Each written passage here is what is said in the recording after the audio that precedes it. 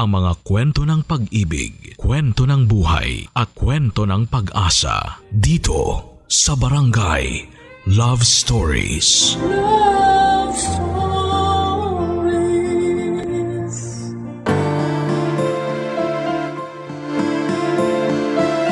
Hindi naman masamang tumulong kung ito'y kusang ipinagkaloob sa taong tunay na nangangailangan. Ngunit nakakatakot din pala kapag ang simpleng pagtulong mo noon ay naging isa ng obligasyon. Ikaw kabarangay, naranasan mo na rin ba ang pagtulong na sa katagalan ay naging isa ng obligasyon? Dear Papa Dudut, mapagpalang araw po sa iyo at sa lahat ng mga lagi nakatutok sa Barangay Love Stories.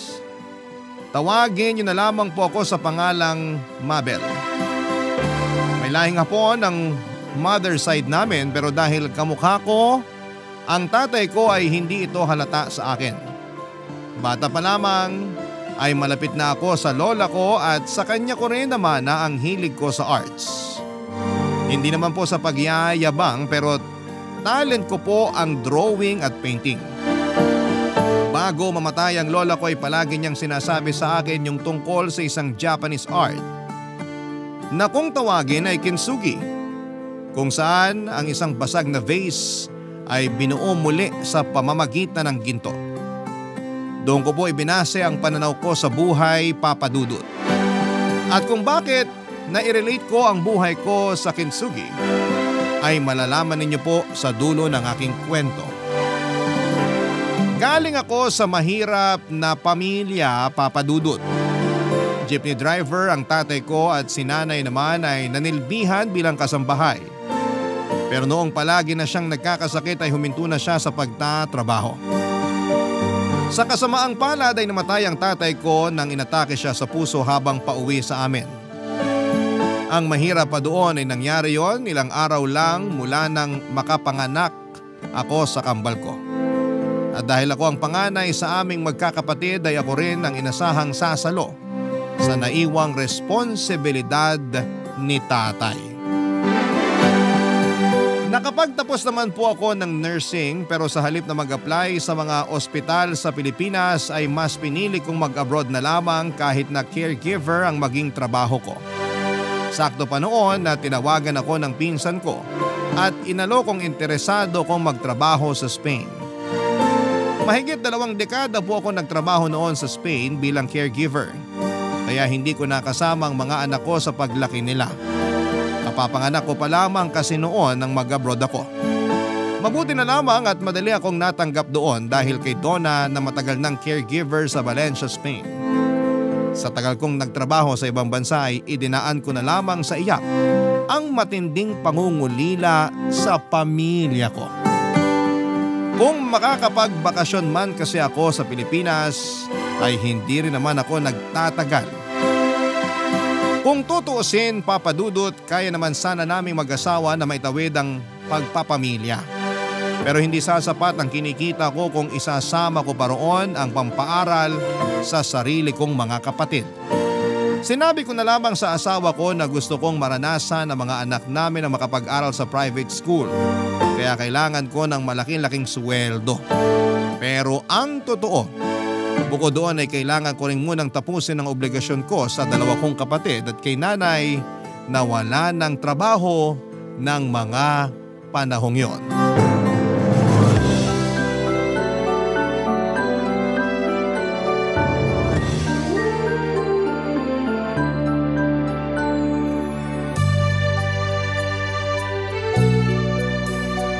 Gina, kumusta?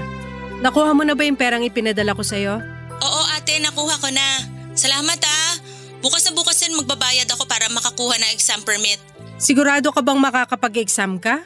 Oo naman ate, pambayad lang naman yung kulang. Nasaan yung resibo ng binayaran mo ng prelims at midterms nyo? I-send mo sa akin, gusto ko makita. Si ate naman oh, wala ka bang tiwala sa akin? Mahirap ba yung hinihingi ko sa'yo? Pipicturan mo lang tapos isi-send sa akin. Kayang-kaya mo nang gawin yun ngayon. Ano kasi ate? Wala ako sa bahay ngayon. Bakit? Nasaan ka ba? Nandito sa kaibigan ko, mag-group review kami. Sa kaibigan mo o sa boyfriend mo? Magsabi ka ng totoo. Ha? Saan naman ang galing yan, ate? Wala pa akong boyfriend. Binigyan kita ng pagkakataong magsabi ng totoo bago ako magalit kasi gusto kitang maintindihan, Gina. Pero ano tong ginagawa mo, ha? Ate… Ano? Hindi ka na makapagsalita? Kasi hindi ka lang basta may boyfriend. Ha? Akala mo hindi ko malalaman na 4 na buwan ka ng buntis? At nalaman ko lang yun kung kailan napadala na kita ng pera. Paano mo nalaman, ate? Sinabi sa akin ni nanay. Humihingi siya ng pera para sa gastusin sa bahay at sinabi ko ipapadala ko na lang sa'yo. Pero alam mo kung anong sinabi niya? Huwag ko na raw ipagkatiwala sa'yo yung pera kasi baka gamitin mo lang dyan sa pagbubuntis mo. Ginawa ni nanay yon? May usapan kami na hindi niya At sasabihin. talagang gagamitin mo pa si nanay para dyan sa kasinungalingan mo. Hoy Gina, 1 taon na lang at makakatapos ka na tapos malalaman ko na hindi ka naman pala talaga nag-e-enroll? Pinagmukha mo pa akong tanga sa mga kwento mo na pasado ka sa exam? Ate, sorry. Wala na kasi akong choice noon. Pinalayas na ako ni nanay sa bahay. Tapos hindi rin ako pwede sa bahay ng boyfriend ko kaya nangungupahan ako ngayon. Hindi ko na problemang nalagay ka sa ganyang sitwasyon. Ginusto mo yan. Ginusto mong lumandi habang nag-aaral ka pa. Na hindi ka man lang nakahintay na makatapos ka at makapagtrabaho muna. Paano mo ngayon bubuhayin yung bata pag nakapanganak ka na, ha? Yung boyfriend mo, nasan siya? Gusto ko siya makausap. Wala siya rito, ate. Nasa trabaho pa siya ngayon eh. Ilang trabaho ng boyfriend mo? Konduktor ng bus, ate. Nagkakasya ba yung sinusweldo niya para sa inyo? Yun na nga, ate. May pinapaaral din kasi siyang kapatid kaya hindi siya masyadong nakakapag-abot sa akin. Eh di sana hindi ka muna niya binuntis. At ikaw naman, isa ka pang hindi nag-iisip ng maayos. Hindi naman ako nagkulang sa pagpapadala sa iyo ah. Lahat ng kailangan mo sa school binibigay ko kasi gusto ko makapagtapos ka. Yun yung pangarap ni tatay para sa iyo. Huwag ka nang magalit, ate, please. Kung gusto mo, ipapalaglag ko na lang to para wala na Boba! lang. Ang bobo-bobo mo, Gina! Ang sabaw mong kausap! Mas lalo mo lang palalakihin yung problema? Hindi ko na alam ang gagawin ko, ate. Nang dahil dito sa batang dinadala ko, parang ayaw na sa akin ang lahat. Hindi ginusto ng batang yan na mabuo siya. Responsibilidad niyo siya, kaya matuto kayong panindigan yan. Aminado naman ako, Papa Dudut, na medyo na-spoil ko ang mga kapatid ko, lalo na si Gina. Dahil kilala ko siya na masipag mag-aral, lahat ng kailangan niya ay ibinibigay ko. Kahit na minsan ay malaki-laking halaga ang hinihingi niya. Pero kung spoiled sila sa akin ay mas lalo naman ang mga anak namin ni Larry. Ang mahirap lang doon ay naging malayo ang loob nila sa akin. Hindi ko naman sila masisisi dahil wala ako sa kanilang tabi habang lumalaki sila. Sina nanay naman kahit mga bagay na hindi dapat hinihingi ay sa akin na rin nila inaasa. Pakiramdam ko tuloy noon ay para na lamang akong ATM sa kanila. Ni hindi man lang nila ako naisip na kumustahin. Mabuti na lamang at napunta ako sa mabigat at galanteng amo noong time na yon. Isang matandang babae na negosyante ang una kong inalagaan. At nang pumanaw ito ay 2 pa ang naalagaan ko bago ako napunta sa pag-aalaga ng isang matandang lalaki. Naputulan ito ng magkabilang binti sa isang aksidente sa mismong araw kung kailan pumanaw ang asawa nito kaya hindi na ito nakakalakad noong mga panahong yon. Papadudot kahit tinaasan ang sweldo ko parang kulang pa rin yun tuwing nagpapadala ako sa Pilipinas. Kumuha kasi ng mamahaling sasakyan ng asawa kong si Larry, pinagtalunan nga namin yon nung una dahil hindi naman namin yon kailangan. Pero iginiit niya na magagamit niya ang sasakyan sa paghahatid ng mga bata kaya hinayaan ko na lamang siya. Wala na rin naman akong magagawa noon dahil siyang naghahawak ng perang kinikita ko. Noong mag-college na ang mga anak namin ay pumayag ako na pumasok sila sa isang pribadong university sa Batangas. Dahil sinabi ng asawa ko na kakayanin naman daw naming tustusan yon. Nakaisip kasi siyang mag-buy and sell ng mga motor. Bukod pa doon ay nag-invest sa isang networking si Larry. Malaki naman ang kinikita niya noong una pero kalaunan ay naipasarado rin yung kumpanya matapos madiskubre na illegal ito. Ang masama doon ay lahat ng ipon namin ay ginamit na ni Larry sa investment sa pagbabaka sakaling matriple ang babalik sa amin, Papa Dudut.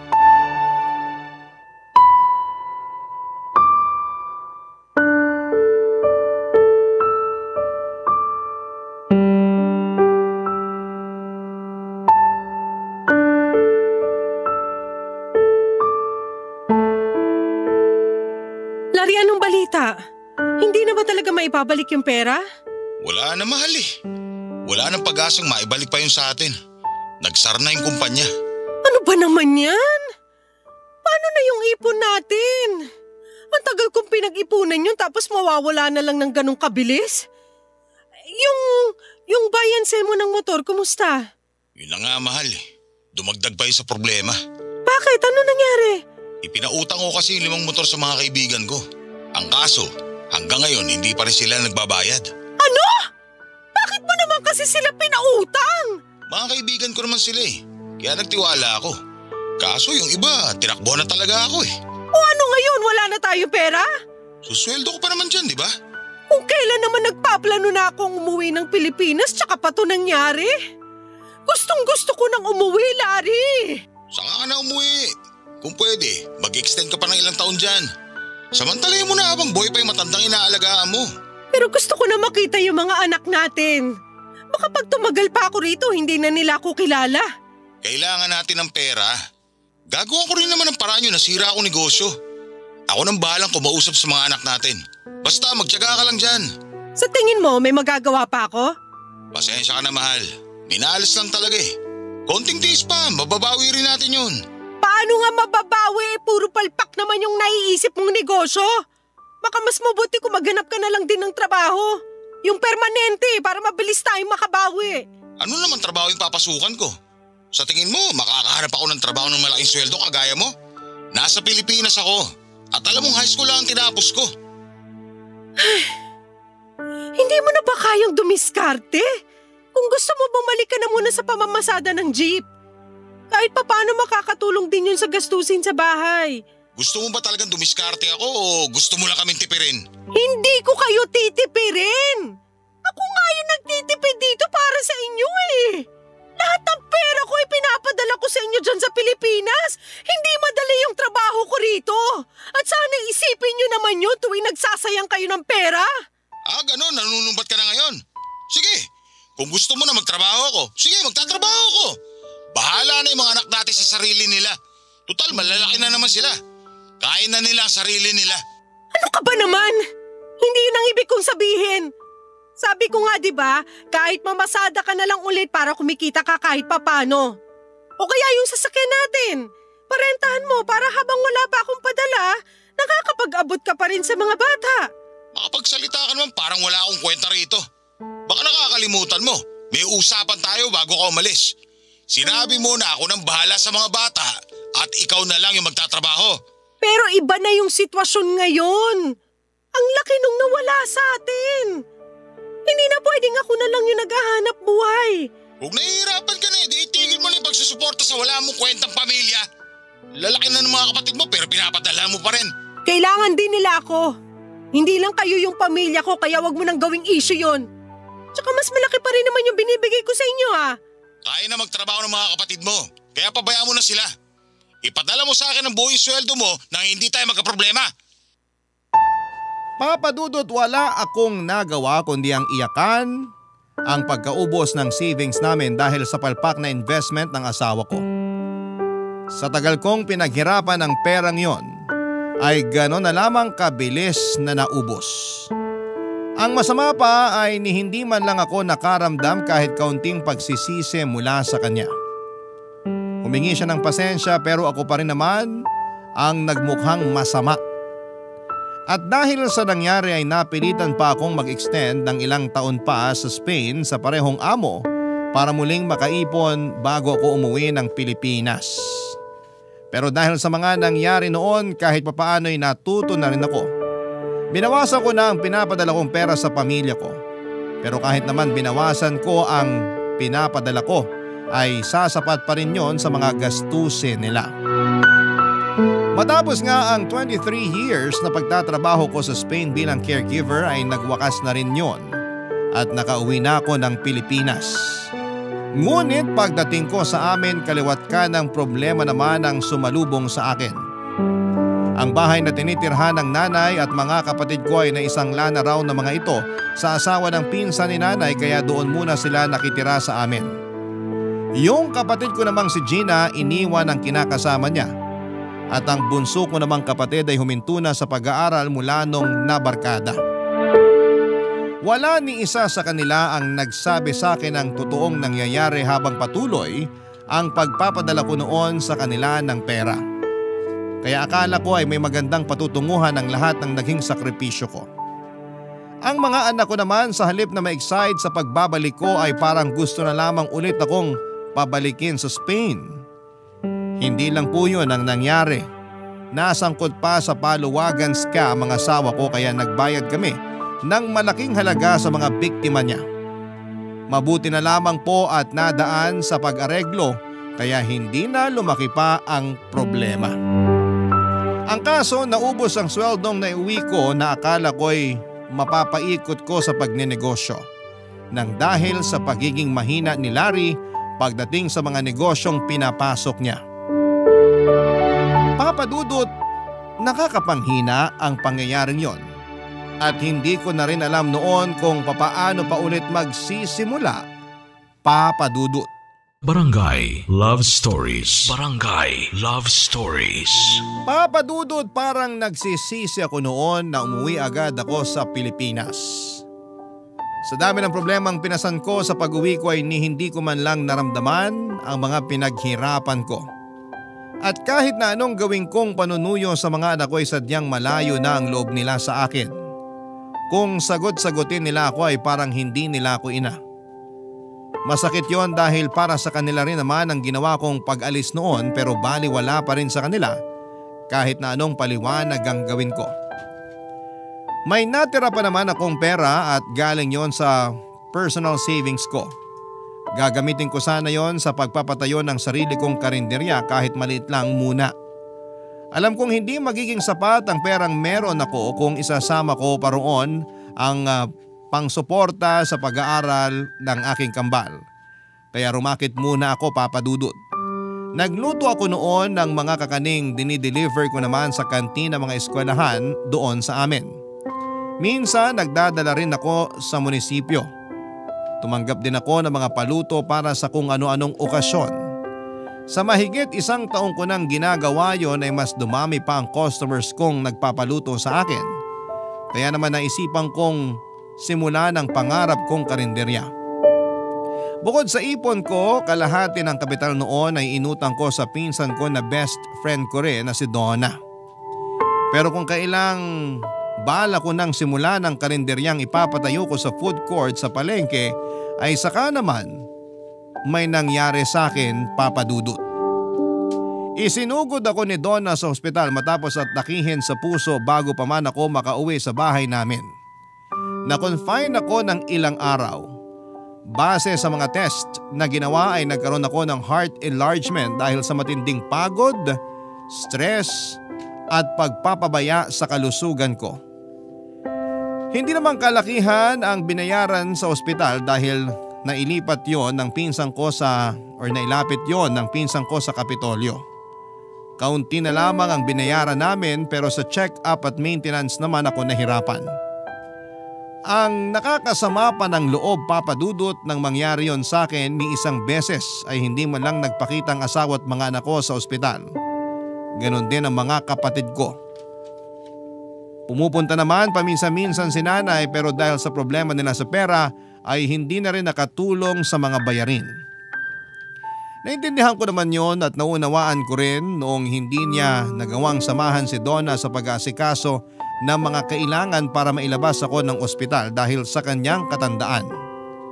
Pero kung nakakalungkot na ang nangyari noong inoperahan ako, mas naging malala pang sitwasyon nung nakauwi na ako sa bahay namin para magpagaling.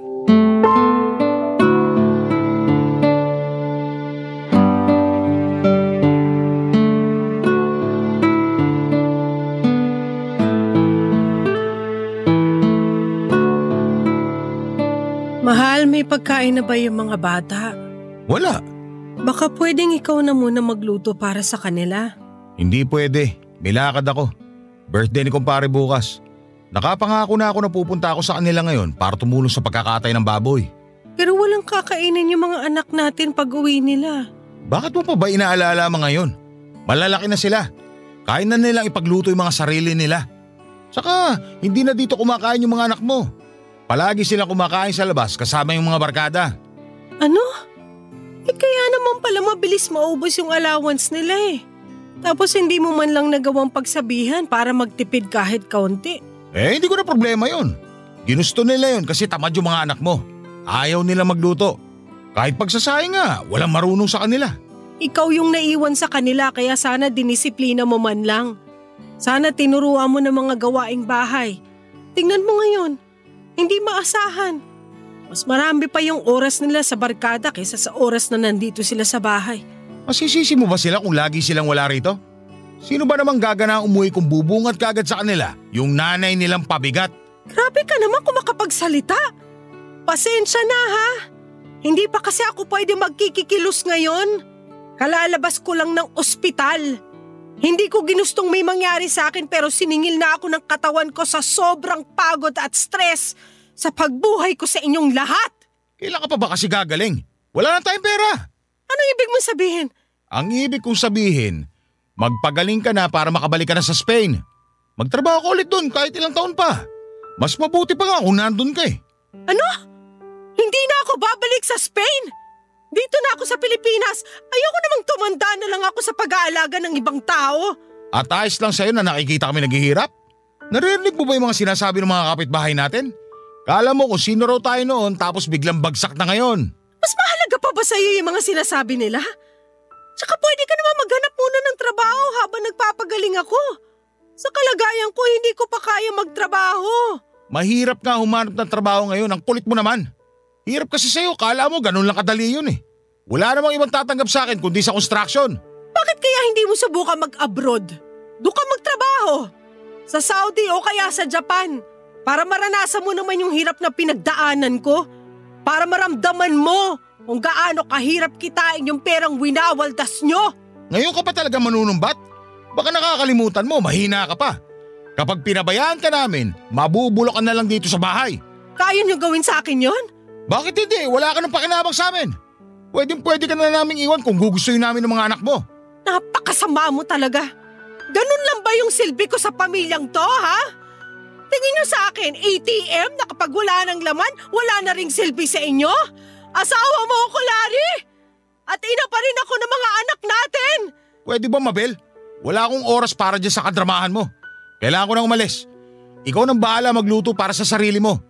Huwag mo nang intindihin yung mga anak mo. Kain na nila yung sarili nila. Iwanan mo na lang talaga ako ng ganito. Ano bang inaarte mo dyan? Pauwi na rin naman yung 4 na pabigat dito sa bahay. Magdahan-dahan ka sa pananalita mo, ha?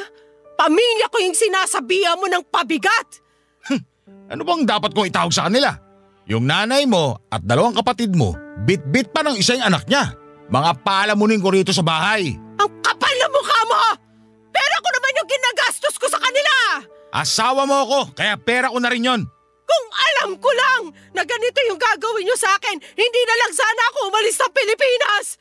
Para pare-pareho rin tayo naghirap at tumirik ang mga mata sa gutom.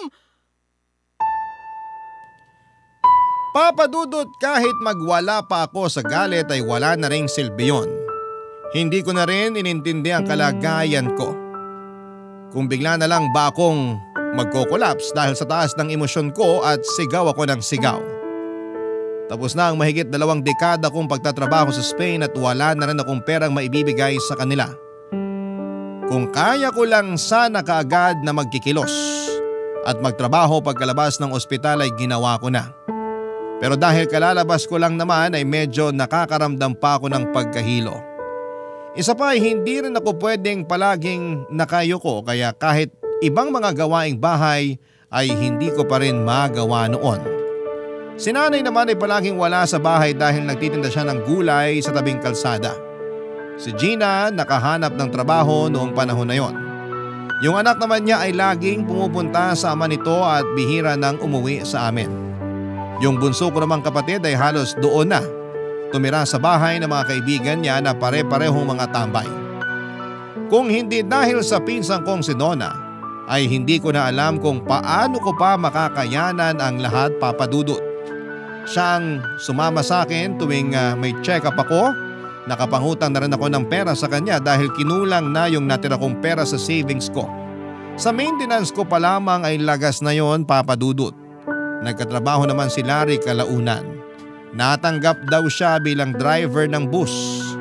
Ang kaso tuwing umuuwi siya, halos hindi na niya ako pinapansin. Parang naging hangin na lamang ako sa paningin niya. Napakahirap ng sitwasyon ko noon dahil kahit ang dami kong kasama sa bahay, ni isa sa kanila ay walang may pakialam sa akin. Kahit pa mismo sarili kong ina, siguro nga ay pera lang ang silbi ko sa kanila.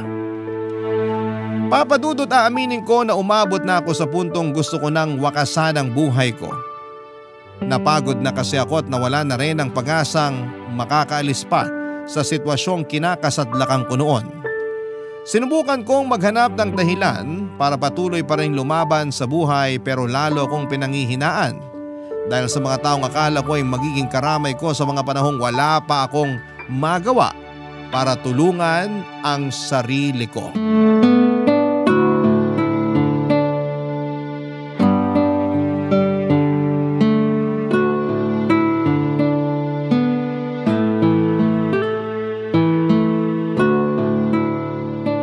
Wala pa tayong pagkain. Pambihira naman oh. Pagod na nga ako sa trabaho, tapos wala pa akong datang pagkain dito. Pasensya na, Kuya Larry. Kakauwi ko lang din eh. Nasaan ba yung nanay mo? Nandun sa bahay ng kumari niya, nakiki-birthday. Buwisit! Ang daming ang kasama dito sa bahay, wala namang maaasahan. Mas maganda kung magsilayas na lang sana kayong lahat. Dahan-dahan ka naman sa pananalita mo, Kuya. Pare-pareho tayong may trabaho rito. Kung pagod ka, ganun din ako. Kung gutom ka, gutom din ako, kaya wag ako yung sinisigawan mo. Eh sino pa sisigawan ko wala na ibang tao rito. Lahat may kanya-kanyang lakad. Mga wala namang ambag. Buti sana kung may trabaho pa yung ate mo, kaso palamunin na rin ngayon. Makasabi ka naman ng palamunin, parang walang naitulong sa atin si ate ah. Matagal na yon. Wala na siya silbi ngayon. Kita mo naman, sa halip na makapagtrabaho, gumagastos pa sa pampacheck up niya. Hindi na lang kasi malagutan ng hininga para isang gastos na lang eh. Makapagsalita ka parang hindi ka asawa ni Ate Mabel. Kapal ng mukha mo. Baka pagtanggol ka naman sa ate mo, kala mo naman may malasakit ka talaga sa kanya. Samantalang hindi mo rin naman siya inaasikaso, lalo na nung kalalabas na lang ng ospital. Marami akong inaasikaso. Nag-a-apply pa lang ako ng trabaho noon. Mahirap nang makahanap ng maayos na trabaho yung ganitong edad. Mabuti nga natanggap pa ako kahit tindera lang sa grocery eh. O edi ngayon may trabaho ka na. Ikaw nang bahala sa kuryente at tubig. Ano? Teka, bakit ako lang? Sa laki ng bill natin sa kuryente, halos wala nang matitira sa sweldo ko. Eh di humarap ka ng ibang racket para madagdagan yung kinikita mo. Gayahin mo yung ate mo. Hindi na ko kontento ka na lang sa trabaho mong kakarampot yung sweldo. Wow, kakarampot na sweldo? Bakit? Milyones ba sinusweldo mo? Napakayabang mo eh, driver ka lang naman ng bus. At ikaw, tendera ka lang. Mas maliit yung sweldo mo kaya wala kang karapatang magyabang. Baka nakakalimutan mo, nakikitira ka lang dito. Kaya kung ako sa'yo, ayusin mo yung pag-uugali mo. Baka pulutin ka sakali ngayong gabi. Bahay to ni ate, kaya may karapatan din kaming tumira dito. Kasal kami ng ate mo kaya pagmamay-ari ko na rin to. Pwede ko kayong palayasin kung gugustuhin ko. Huwag kang mag-alala, makaisang buwan lang ako sa trabaho ko, aalis na rin ako dito. Sayong-sayo na tong bahay nyo. Kahit lulukin mo pa ng buo para hindi kami makapasok. Isara mo na yung bibig mo, Gina. Kung hindi ka magluluto, manahimik ka. Baka hindi kita matansya. Sa mga sinabi mo, mas lalo akong hindi magluluto. Bahala ka magutom. Ganun pala yung gusto mo ha? Sige, simula ngayon, hindi na kayo pwedeng makialam ng mga pinamili ko rito. Bumili kayo ng sarili niyong pagkain. Wala na bang mas ilalakas yung sigawan nyo? Kulang pa eh. Kunting kapitbahay pa lang yung nakakarinig. Huwag kang makialam dito, Mabel. Talaga, Larry? Huwag ako makialam?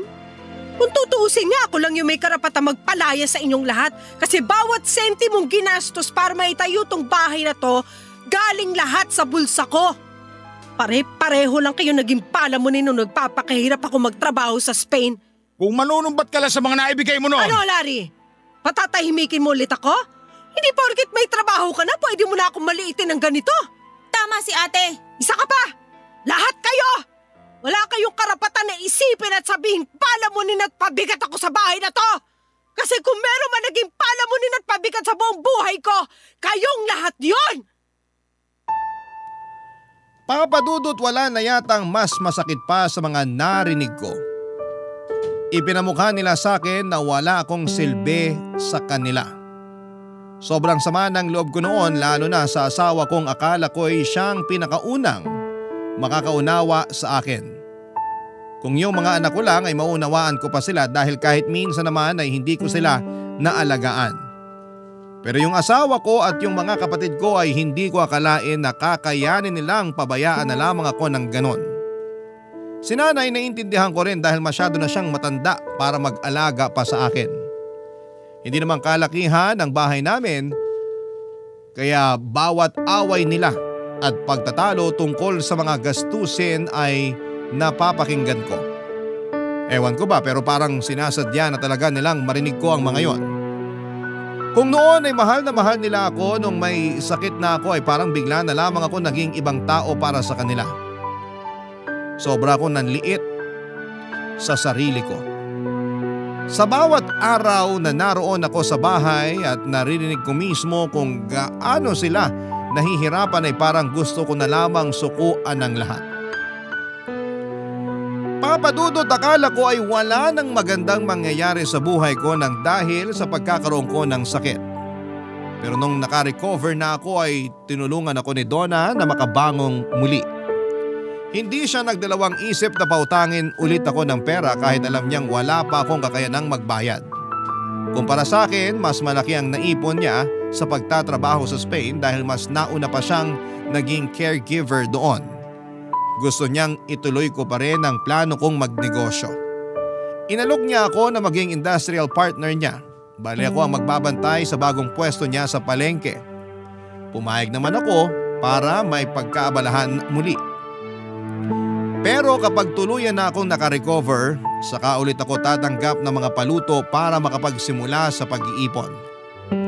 Ngunit bago pa man yon mangyari ay nakatanggap ako ng magandang balita mula sa anak ng dati kong amo sa Spain, Papadudot. Barangay Love Stories. Barangay Love Stories. Papadudot, habang nagbabantay ako sa tindahan ng pinsang kong si Donna, ay nakatanggap ako ng message sa aking social media account mula sa anak ng dati kong amo sa Spain. Nakasaad doon na pumanaw na ang dati kong amo. Sinabi rin sa mensahe na may gusto silang ibigay sa akin na kaunting halaga. Bukang bibig daw kasi ako ng tatay nila bago ito pumanaw. Nag-reply ako at nang sumagot ulit ang anak ng amo ko ay doon ko napagtanto na totoo nga ang sinasabi nito. Halos hindi ako makapaniwala nang pumasok sa bank account ko ang perang ibinigay nito bilang pasasalamat sa pag-aalaga ko sa kanilang ama. 3 buwang sweldo rin ang katumbas noon kaya gano'n na lamang ako kasaya. Nagpasalamat ako sa anak ng dati kong amo at nagpahatid din ng pakikiramay sa pagkawala ng kanilang ama.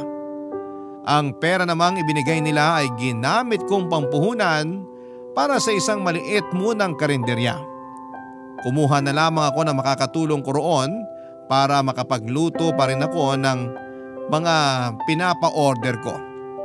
Nang malaman ng mga anak ko na meron na naman akong pinagkakakitaan ay saka ko lang ulit naramdaman ang presensya nila. Pero dahil malalaki na rin naman sila ay natuto na rin ako, Papadudot. Natuto na akong tiisin sila kahit na maraming beses ko nang naisip na magbigay na lamang tuwing humihingi sila ng pera. Hindi ko naman yon ginawa para pagdamutan sila, kundi para matutunan nila na hindi lahat ng bagay na gusto nila ay nakukuha lamang sa panghihingi, Papadudot.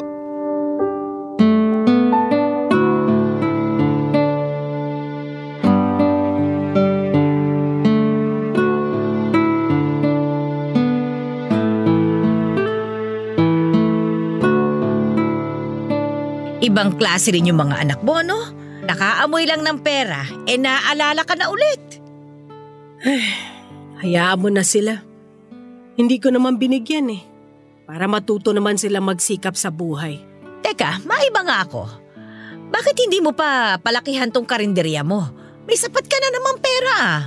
Ayokong ilabas lahat ngayon. Pwede naman ako magsimula muna sa simple lang. Di ba dito naman mas makikita yung diskarte ko? Kung sa bagay, naiintindihan kita dyan sa pagtatabi mo ng pera. Sa dami nang nangyari sa'yo mula nung bumalik ka rito, matuto ka na talagang magtabi. Magsisimula ulit ako ngayon. Kahit hindi na kasing laki ng kinikita ko nung nasa Spain ako, ayos lang. Kesa naman nasa bahay lang ako, tapos puro masasakit na salita pa yung naririnig ko. Hiwalayan mo na lang kaya yung asawa mo. Gustuhin ko man, hindi rin ganun kadali. Iniisip ko rin yung mga anak ko.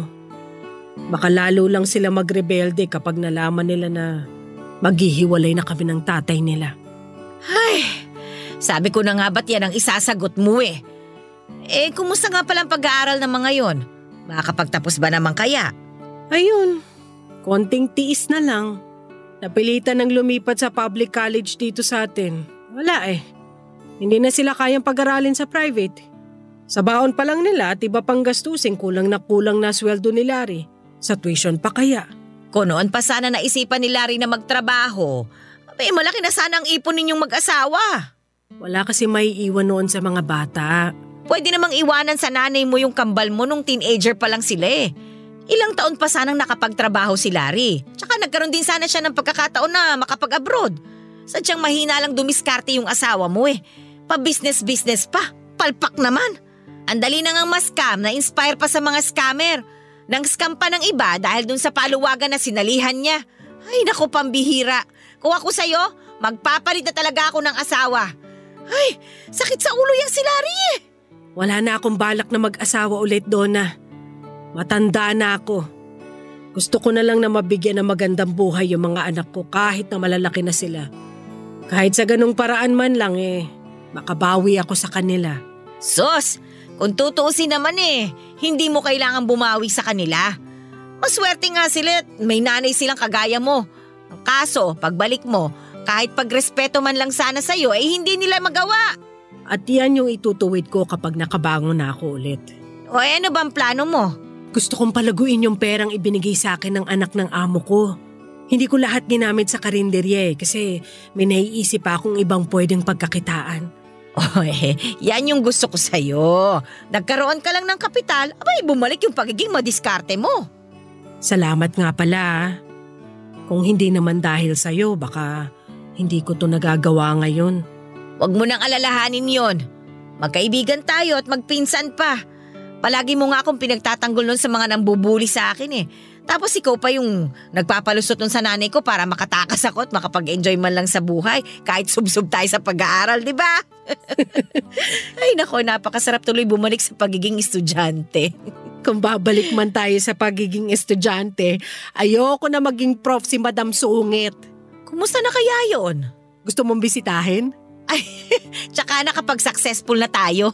Successful ka naman na. Malakas naman yung grocery mo sa palengke. Ay naku, panimula lang yon. Hindi pa yon ang definition ko ng success. Sa bagay, ako rin naman. Hindi pa ako kontento sa meron ako ngayon kasi lahat pwede pang mawala sa akin.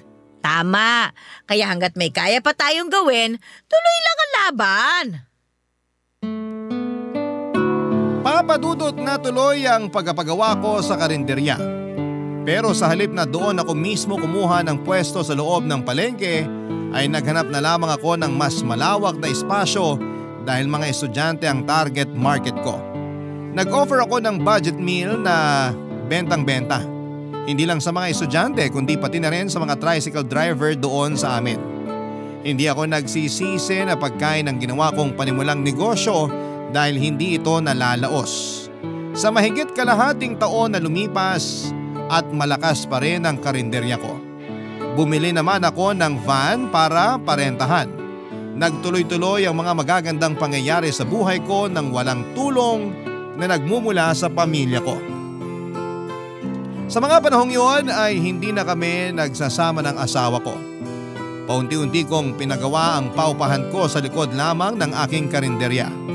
Dahil malapit sa eskwelahan ang paupahang ipinagawa ko noon, ipinasadya ko yon para sa mga bed spacer lamang. Malaki-laki na rin naman ang kikitain ko sa 8 kwarto. Habang ginagawa pa ang paupahan at tuluyan na akong nakabangon. Saka naman muling nagparamdam ang mga kapatid ko. Pinigilan daw sila ni nanay na lumapit sa akin dahil sa kahihiyan. Pero naglakas loob silang humingi ng tulong sa akin noong gipit na sila. Nagkataon pa na lagi nang nagkakasakit ang nanay ko. Ayoko naman noon na dumating ang araw na pagsisihan ko kaya tinulungan ko pa rin sila, Papa Dudut. Pero hindi na yung kagaya ng dati na sobra-sobra pa sa kailangan nila. Nagbigay ako ng kaunting puhunan para matuto rin silang magnegosyo. Kumita man yon o hindi ay labas na ako doon. Dahil sinabi kong yun na ang huling beses na mag-aabot ako sa kanila ng pera. Ipinadoktor ko naman si nanay at doon ko nalaman na meron na pala siyang stage 2 lung cancer. Ilang buwan lang mula noong subukan ko siyang ipagamot ay pumanaw na ang nanay ko. Pero bago siya tuluyang nawala ay humingi siya ng tawad sa mga naging pagkukulang niya sa akin at nagpasalamat na rin sa lahat ng naging sakripisyo ko para sa pamilya namin. Nakakalungkot at masakit mawala ng mahal sa buhay pero ganun talaga ang realidad dito sa mundo. May dumarating at meron ding umaalis na hindi na babalik pa kahit na kailan.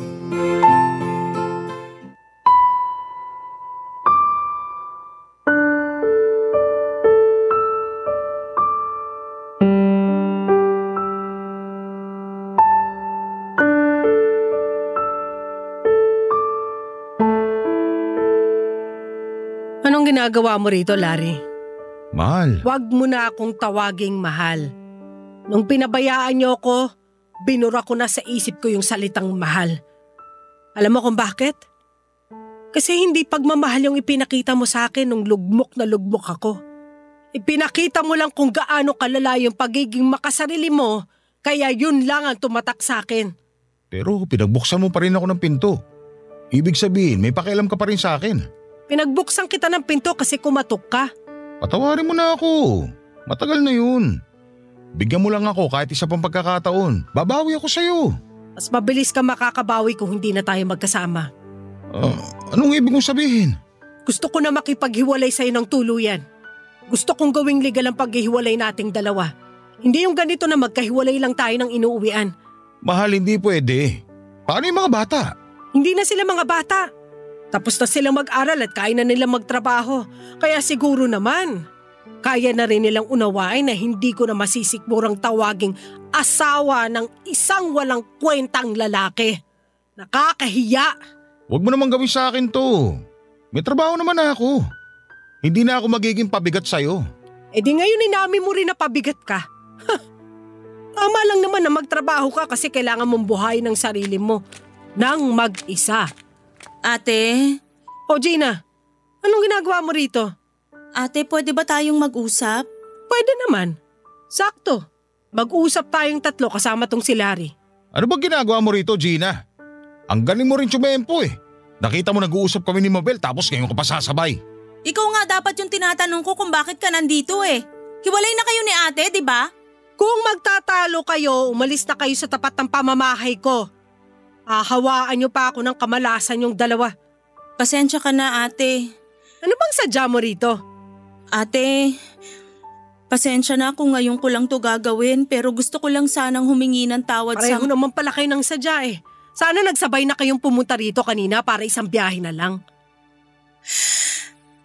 Ay, ang totoo ate, nandito rin ako kasi balak ko sanang humiram ng pera. Ha! Sinasabi ko na nga ba? Ate, last na to. Hindi lang talaga nagkasya yung puhunang binigay mo sa amin. Isa na lang talaga, ate. Wala na ako may bibigay sa'yo, Gina. Masyado ko nang matanda para umasa pa sa akin. Kayang-kaya mo nang diskartehan yan kung gugustuhin mo lang. Tama si Mabel. Kaya mabuti pa, sabay na tayong umalis. Bakit ba pinangungunahan mo ko? Umalis ka na kung gusto mo. Mag-uusap pa kami ng ate ko. May importanteng lakad pa ako kaya makakaalis na kayo. Pero ate… Umalis na tayo rito, Gina. Huwag mo nang galitin pa yung ate mo. Ate, sige na naman oh. Huwag naman masyadong matigas yung puso mo. Kapatid mo pa rin ako.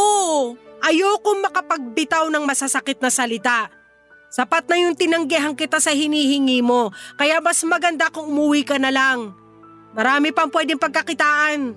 Matalino ka kaya alam kong kayang-kayo mo pang dumiskarte. Pero hindi tayo pareho, ate. Hindi naman lahat ng tao kayang magnegosyo. Pero kayang matuto, hindi ba? Kayang matutunan ng pagnenegosyo. Ganun ba kahirap na magbigay na lang? Hindi mo ba naman ikakahirap yung halagang hihingin ko? At hindi mo naman ikamamatay kung hindi kita mapagbibigyan.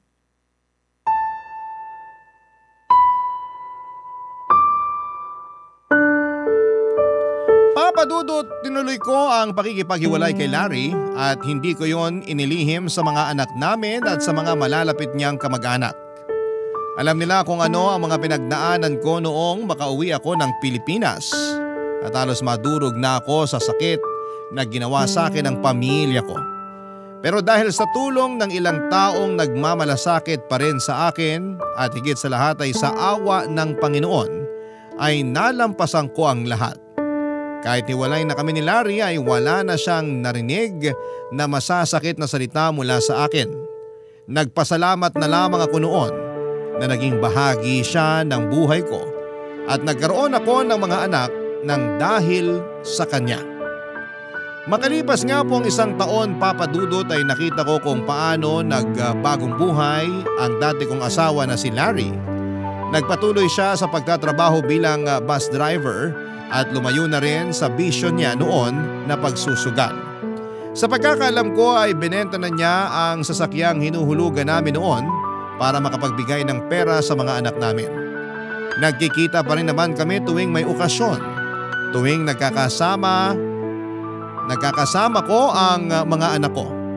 Nung una ay napipilitan ng kambal ko na pumunta tuwing naghahanda ako para sa kanilang kaarawan. Pero bago magpasko ay nagkapatawaran na kaming mag-ina. Humingi sila ng tawad sa naging pakikitungo nila sa akin at sa pambabaliwala nila noong kailangan ko ang kanilang presensya. Sino ba naman ako para hindi magpatawad gayong matagal ko nang hinihintay na mangyari yon? Sa ngayon, Papa Dudut, ay maayos pa rin ang takbo ng aking karinderya at nangangalahati na ang pinapagawa kong paupahan. At habang wala pang trabaho ang mga anak ko, tinutulungan muna nila ako. Si Larry naman, muli akong sinubukang suyuin at hindi talaga siya tumigil hanggat hindi ko siya napapatawad. Papa Dudut, bago ko nga po maisulat itong liham ko sa inyo ay nagkapatawaran at nagkabalikan na rin kaming dalawa.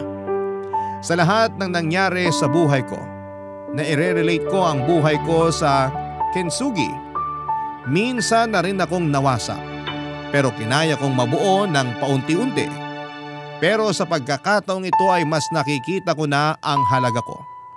Kung isa akong basag na paso, ang gintong bumuo sa akin ay ang pamilya ko na napagtanto ang naging pagkakamali nila at gumawa ng paraan para magkaayos kaming lahat. Pero kahit na buo na kami ng pamilya ko ay naroon pa rin ang bakas ng pinagdaanan ko. Kahit kasi okay na kami ng mga kapatid ko ay hinayaan ko na lang silang tumayo sa sarili nilang mga paa. Tinuruan ko sila kung paano dumiskarte at hindi umasa na lamang sa inaabot sa kanila. Hanggang dito na lamang po ang aking kwento at maraming salamat po, Papa Dudut, sa lahat ng mga bumubuo ng Barangay LS. Pagpalain po sana kayong lahat. Ang inyong forever kapuso at kabarangay, Mabel. Nagustuhan ng iyong napakinggan? Ituloy yan via live stream sa www.gmanetwork.com/radio. Barangay LS 97.1 forever.